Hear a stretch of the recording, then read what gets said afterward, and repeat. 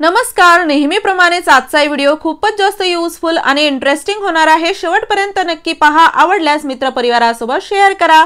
इथे आपली पहिली टिप आहे। प्रवासामध्ये म्हणा किंवा बाहेर जाताना आपण असा विचार करतो की जास्त बॅग असू नयेत, एकाच बॅगेमध्ये जास्त वस्तू बसाव्यात। बऱ्याच वेळा काय होतं, काचेचे डब्बे म्हणा किंवा बरण्या, कुणाला जर काही डब्बा द्यायचा असेल हॉस्पिटलमध्ये किंवा प्रवासामध्ये अशा 2 बरण्या घेऊन जायच्या असतील तर वेगवेगळ्या कॅरी बॅग घेऊस तर किंवा बॅग घेऊस तर आपण एकाच याच्यामध्ये याला ठेवतो, पण काचेच्या बरण्या असल्यामुळे एकमेकाला लागून या फुटू शकतात। पण यासाठी तुम्हाला वेगळी अशी बॅग घ्यायची गरज नाही। एकाच बॅगमध्ये आपण याला वेगळं वेगळं ठेवू शकतो, कोणत्याही वस्तूचा वापर न करता। तर इथे आपल्याला काय करायचं आहे, सुरुवातीला पॉलिथिन जी आहे ती अशी एक बरणी ठेवून व्यवस्थित अशी गुंडाळून घ्यायची आहे। 1 ते 2 वेळा असं फिरवून घ्या।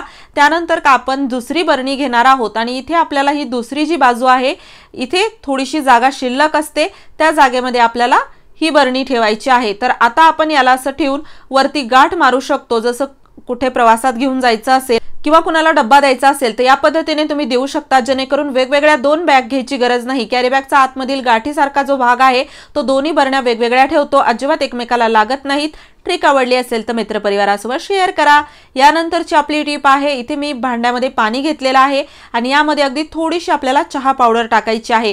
तर इथे आपण हे जे चहा पावडरचं पाणी आहे ते वापरणार आहोत आपल्याकडील काचेचे भांडे साफ करण्यासाठी। कारण की काचेचे भांडे रेग्युलर भांड्याप्रमाणे तुम्ही धुतले तर ते पांढरट दिसतात, त्याची शायनिंग जी आहे ती निघून जाते। पण जर तुम्ही याला चहा पावडरच्या पाण्याने धुतलं तर याची शायनिंग खूप छान वापस येते। त्यासोबतच यामध्ये साबण अशी वापरायची गरज पडत नाही। तुम्हाला जर याला असं हात लावून चोळायचं नसेल तर अगदी चहा पावडरच्या पाण्यामध्ये पूर्णपणे हे जे भांडे आहेत काचेचे ते बुडवून ठेवा, जेणेकरून हे पूर्णपणे याची शाईन वापस आणते। आणि सोबतच याला आपण नॉर्मल पाण्याने वॉश केलं की तुम्ही पाहाल याला जास्त आपल्याला वेगळं असं क्लीन करायची गरज पडत नाही। यानंतरची आपली टिप आहे, आता घरामध्ये आपल्याला एवढी कामं असतात, कधीतरी चुकून आपला हात कट होतो। कट झाल्यानंतर घरामध्ये जर कोणती क्रीम नसेल, बँडेज नसेल तर आपण इथे साखर वापरू शकतो, हे रक्त जे निघत आहे ते थांबवण्यासाठी। इथे आपल्याला फक्त अगोदर स्वच्छ पाण्याने हात धुवायचा आहे, त्यानंतर थोडीशी साखर घेऊन अगदी 2 ते 3 आपण हे साखरेचे कण घेऊन यावरती असे ठेवणार आहोत। खूप मोठी जास्त जखम असेल तर नक्कीच डॉक्टरच्या सल्ल्याने उपचार करावा, पण थोडंफार जर हाताला असं लागला असेल तर तात्पुरता इलाज म्हणू शकता तुम्ही याला। असं रक्त थांबवण्यासाठी यावरती साखर जर तुम्ही लावली तर पूर्णपणे रक्त जे निघत होतं ते थांबतं। अगदी 2-3 सेकंद अशी साखर ठेवून किंवा एखादा मिनिट अशी साखर ठेवून काढून टाका, जेणेकरून तुम्हाला यामधून जास्त त्रासही होणार नाही, सोबतच रक्तही पूर्णपणे थांबेल। तुम्ही हा व्हिडिओ कोणत्या गावातून किंवा शहरातून पाहत आहात ते मला कमेंट बॉक्समध्ये नक्की सांगा, जेणेकरून माझा व्हिडिओ कुठे कुठे पोहोचला मला ते कळेल। यानंतरची आपली टिप आहे अशा प्रकारच्या फ्रूट नेटसाठी, ज्या की ह्या जाळ्या ज्या असतात त्या चोकोचे पाकिटं घालून येतात किंवा आजकाल फळांसोबतही अशा बऱ्याच जाळ्या आपल्या घरी येतात। कधीतरी काहीतरी ठेवायला होईल म्हणून आपण ठेवतो, पण आज आपण याचा थोडासा आगळा वेगळा उपयोग करणार आहोत, जेणेकरून अगदी मार्केटमध्ये मिळणारी गोष्ट आपण घरीच बनवू शकतो आणि याला भरपूर ठिकाणी तुम्हाला वापरता येईल। तर तुमच्याकडे जेवढ्या जास्त नेट बॅग असतील तेवढ्या घ्या, किंवा नसतील तर याला तुम्ही साठवून ठेवत चला, म्हणजे तुम्हाला याचा असा उपयोग करता येईल। तर इथे साधारण 4-5 मी नेट बॅग अशा हातामध्ये एकावर एक घालून घेत आहे। आपण ही जी टाकाऊपासून टिकाऊ वस्तू बनवत आहोत ही आपल्याला टॉयलेट क्लीन करण्यासाठी म्हणा, बाथरूम क्लीन किंवा सिंक क्लीन करण्यासाठी वापरता येईल। त्यासोबतच तुम्हाला भांडेही याने घासता येतील आणि तुम्हाला जर याला नॉनस्टिकचे भांडे घासण्यासाठी वापरायचं असेल तर हे अगदी परफेक्ट स्क्रबर आहे, कारण की हे सॉफ्ट असतं, त्यामुळे नॉनस्टिकची भांडी खराब होणार नाहीत। आणि पाहू शकता जे मार्केटमध्ये स्क्रबर भेटतं ते आपण घरी जुन्या जाळ्यापासून तयार केलेला आहे ना कमाल। नक्की ट्राय करा। आवडलं असेल तर मित्रपरिवारासोबत शेअर करा। यानंतरची आपली टिप आहे, त्यासाठी मी घेतलेला आहे कापूस आणि कापसाने आपण वाती बनवणार आहोत। इथे मी तुम्हाला 2 प्रकारच्या वेगवेगळ्या पद्धतीने वाती बनवून दाखवणार आहे, ज्या की तुम्हाला रेग्युलर देवघरामध्ये वापरता येतील किंवा जसं आता दिवाळी येणार आहे भरपूर वाती लागतात त्यासाठी देखील तुम्ही वापरू शकता। तर सुरुवातीला आपण एक वात बनवणार आहोत आणि नंतर जी वात बनवायची आहे ती आपण बनवणार आहोत एखाद्या खिसणीवरती। तर इथे मी पाहू शकता थोडासा कापूस घेऊन असा गोलाकारात पसरून घेतला होता आणि त्याला एकत्र करून समोरचा भाग असा पिळला की खूप छान अशी फुलवात तयार होते। अगदी गोलाकारात खूप सुंदर ही फुलवात होते आणि जळायलाही खूप वेळ जळते।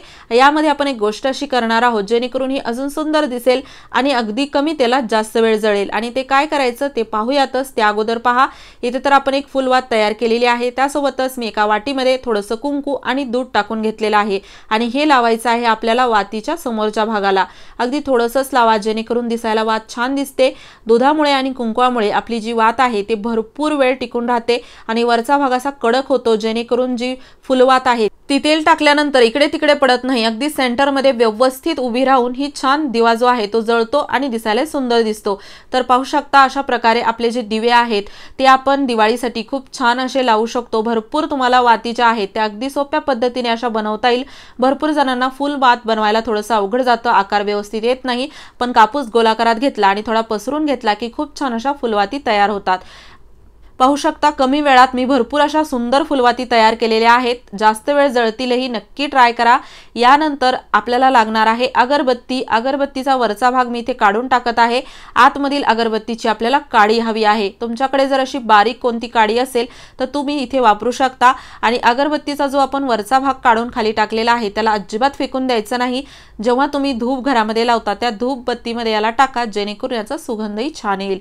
त्यानंतर पहा इथे मी अगरबत्तीची जी काडी आहे त्याला बाजूला ठेवलेला आहे आणि थोडासा घेतलेला आहे कापूस। कापूस आपल्याला व्यवस्थित घ्यायचा आहे, साफ घ्यायचा आहे। त्यानंतर आपण काय करणार आहोत, इथे कापसाचा अगदी थोडासा भाग काढून याला पसरवून घ्यायचा आहे। अगदी थोडासा हवा आहे, खूप जास्त असा लागणार नाही। या थोड्याशाच कापसामुळे आपली जी वात आहे ती खूप छान होते, लांब होते आणि विशेष म्हणजे तुम्हाला जर अखंड ज्योत लावायची असेल तर त्यासाठी देखील तुम्ही अशा पद्धतीने वात तयार करू शकता। तर इथे पहा आपल्याला अखंड ज्योत तर नाही, पण जसं दिवाळीसाठी किंवा रेग्युलर देवघरामध्ये दिवे लावण्यासाठी वात हवी आहे, तर मी याला असं थोडं थोडं करून पसरून घेत आहे। खूप अगदी थोडंसं आपल्याला कापूस घेऊन असा पातळ असा करायचा आहे या आकारामध्ये। जर तुम्हाला एकदाच असं बनवून ठेवायचं असेल तर बनवून ठेवू शकता किंवा एक एक वाती बनवतही तुम्हाला हे करता येईल। तर इथे मी याला 4 असं तयार केलेले आहेत कापसाचे छोटे छोटे भाग। त्यानंतर इथे आपल्याला घ्यायची आहे खिसणी। यापेक्षा मोठी खिसणी असेल तर फारच छान, किंवा आपल्या या छोट्या खिसणीने देखील काम होणार आहे। तुम्ही म्हणाली ते खिसणी का वापरायची, वाती बनवण्यासाठी दुसरं प्लेट किंवा इतर काही चालणार नाही का? अजिबात चालणार नाही। इथे तुम्हाला निवडक गोष्टीच वापराव्या लागतील वाती बनवण्यासाठी आणि ते का ते तुम्हाला पुराव्यासहित मी दाखवणार आहे। प्लेटवरती किंवा इतर कोणत्या वस्तूवरती वात बनवायला गेलं तर काय प्रॉब्लेम येतो तेही दाखवणार आहे। त्या अगोदर पहा या खिसणीवरती आपण किती सहज अशा वाती बनवू शकतो। या दिवाळीसाठी तुम्हाला अशा भरपूर कमी वेळात वाती बनवता येतील आणि खूप सोपं आहे हे बनवणं। आणि यामध्ये मी खिसणी यासाठी वापरलेली आहे की याचा जो खालीवर असा भाग आहे यामुळे आपली जी वात आहे ती खूप लवकर सहज अशी बनते, गोल गोल त्याचा रोल छान व्यवस्थित होतो। आणि या ठिकाणी जर तुम्ही एखादी प्लेन वस्तू घेतली तर कसा प्रॉब्लेम येतो हेही मी तुम्हाला दाखवणार आहे शेवटी। तर इथे पहा किती सहज आपण छान छान अशा वाती भरपूर तयार करून घेत आहोत।